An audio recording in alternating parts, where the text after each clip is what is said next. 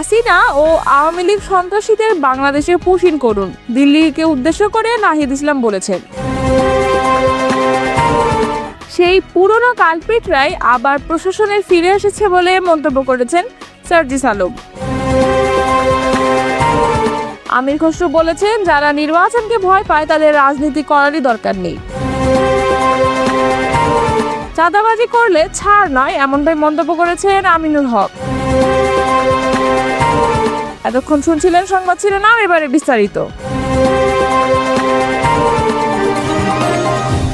উত্তরাঞ্চলের মুখ্য সংগঠক সার্জিস আলম বলেন, আগামীর বাংলাদেশের জন্য আমাদের যে চা পাওয়া ছিল বিগত 1 বছরে সেটিই পূরণ হয়নি।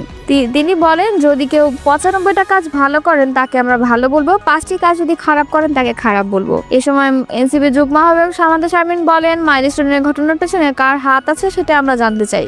কোনো কর্পোরেট সংগঠন বা বাহিনীর সঙ্গে জড়িত আছে তা আমরা জানতে চাই। এর আগে কলেজ মোড়, শহীদ মাহবুব চত্বর থেকে পদযাত্রা শুরু করে শেরপুর থানা মোড় এসে পদযাত্রা শেষ হয়। দলটির কেন্দ্রীয় নেতারা ওই সমাবেশে চলমান রাজনৈতিক প্রেক্ষাপট, ভবিষ্যৎ আন্দোলনের রূপরেখা এবং সাংগঠনিক কার্যক্রম সম্পর্কে কর্মীদের দিক নির্দেশনা দেন। তাদের আগমনকে ঘিরে জেলা এনসিপি ও অঙ্গ সংগঠনের নেতা কর্মীদের মধ্যে ব্যাপক উৎসাহ উদ্দীপনা তৈরি হয়েছে। সমাবেশকে ঘিরে প্রশাসনের পক্ষ থেকে কঠোর নিরাপত্তা ব্যবস্থা গ্রহণ করা হয়।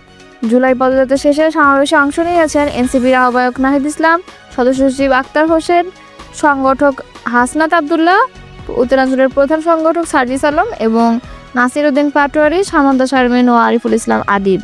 যারা নির্বাচনকে ভয় পায় তাদের রাজনীতি করার দরকার নেই বলে মন্তব্য করেছেন বিএনপির স্থায়ী কমিটির সদস্য আমির খসরু মাহমুদ চৌধুরী।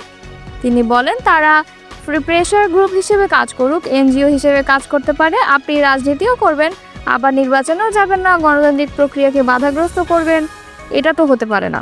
যেসব দেশে এ ধরনের বিপ্লব হয়েছে এবং সে দেশগুলোতে নির্বাচনকে বিলম্বিত করা চেষ্টা করা হয়েছে, সেখানে বিভাজন হয়েছে, গৃহযুদ্ধ হয়েছে, ব্যর্থ রাষ্ট্রে পরিণত হয়েছে। যারা দ্রুত নির্বাচনের মাধ্যমে গণতন্ত্রে ফিরে যেতে পেরেছে তারা আর্থিক, সামাজিক ও গণতান্ত্রিকভাবে ভালো করেছে। রোববার ঢাকা রিপোর্টার্স ইউনিটিতে ভাসানী জনশক্তি পার্টি ও ভাসানী অনুসারী পরিষদের উদ্যোগে জুলাই গণঅভ্যুত্থানের 1 বছর উপলক্ষে এক আলোচনা সভায় তিনি মন্তব্য করেন।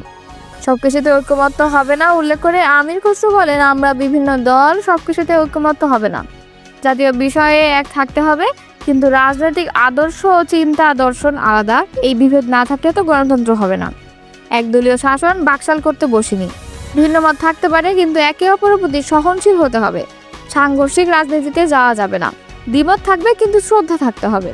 খসরু বলেন, শেখ হাসিনা পালিয়ে যাওয়ার পর বাংলাদেশের মানুষের মনস্তত্ত্বে পরিবর্তন এসেছে। যেসব দল ও ব্যক্তি এই পরিবর্তনকে বুঝতে পারছে না তাদের কোনো রাজনৈতিক ভবিষ্যৎ নেই। পরিবর্তন মানুষকে সঙ্গে নিয়ে আনতে হবে।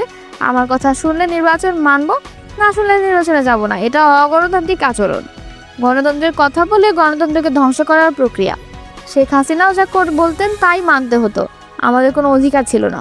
সভায় আরও বক্তব্য দেন জাতীয় পার্টির চেয়ারম্যান মোস্তফা জামাল হায়দার, গণফোরামের ভারপ্রাপ্ত সভাপতি সুব্রত চৌধুরী, নাগরিক ঐক্যের সাধারণ সম্পাদক শহীদুল্লাহ কায়সার, ভাসানী অনুসারী পরিষদের আহ্বায়ক শেখ রফিকুল ইসলাম বাবলু প্রমুখ।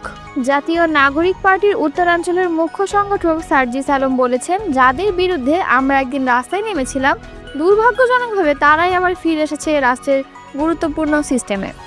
আজ রোববার বিকেলে শেরপুরের থানা মোড় এলাকায় আয়োজিত পথসভায় সার্জিস আলম এ মন্তব্য করেন। তিনি বলেন, বাংলাদেশের প্রতিটি সিস্টেমে একসময় ধান্দাবাজ, দুর্নীতিবাজ এবং সুবিধাবাদী গোষ্ঠীর দখলে ছিল। অভ্যুত্থান পরবর্তী সময়ে তাদের বিরুদ্ধে কঠোর ব্যবস্থা নেওয়ার কথা থাকলেও তা বাস্তবায়িত হয়নি। এখন দেখা যাচ্ছে সেই পুরনো কালপিটরাই নতুন রূপে আবার প্রশাসনের বিভিন্ন স্তরে ফিরে এসেছে।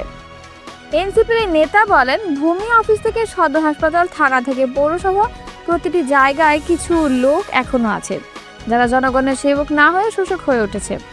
তিনি বলেন, আমরা সেই প্রতিরোধের রাজনীতি করি, যারা দেশ ও জনগণের সাথে ক্ষতিকর তাদের মুখোশ টেনে ফেলাই আমাদের লক্ষ্য। সার্জিস আলম বলেন, আমরা আর কাউকে অন্ধভাবে পীর মানব না। কেউ ভালো করলে বলবো ভালো, কিন্তু খারাপ করলে সে যেই হোক তার বিরুদ্ধেও আমরা কথা বলবো। আমাদের বিবেক আমরা আর দল, মার্কা, গোষ্ঠী কিংবা প্রতিষ্ঠানের কাছে বন্ধক রাখবো না।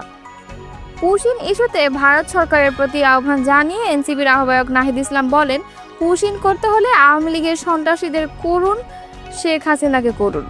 সাধারণ জনগণকে সীমান্ত দিয়ে ঠেলে দেওয়া চলবে না। পথসভায় নাহিদ বলেন, কোটা সংস্কার আন্দোলন থেকে যেন গণ অভ্যুত্থান শুরু হয়েছিল, তাতে স্বৈরাচারী শেখ হাসিনা দেশ ছেড়ে দিল্লিতে পালিয়ে যান।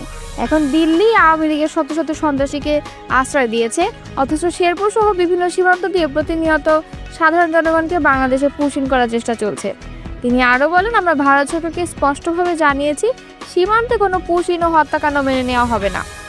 নাহিদ ইসলাম বলেন, গণ অভ্যুত্থানের 1 বছর পেরিয়ে গেলেও শেখ হাসিনা ও আওয়ামী লীগের কারো বিরুদ্ধে এখনো কোনো দৃশ্যমান বিচার হয়নি, বরং আওয়ামী লীগের দোসররা প্রশাসনের বিভিন্ন স্তরে ঘাপটি মেরে বসে আছে। তিনি বলেন, আমরা গোপালগঞ্জে দেখেছি কিভাবে সন্ত্রাসীরা ছোবল মারতে চেয়েছিল। আমরা স্পষ্ট করে বলে দিয়েছি, শুধু গোপালগঞ্জ নয়, বাংলাদেশে কোথাও মুজিববাদকে দাঁড়াতে দেব না।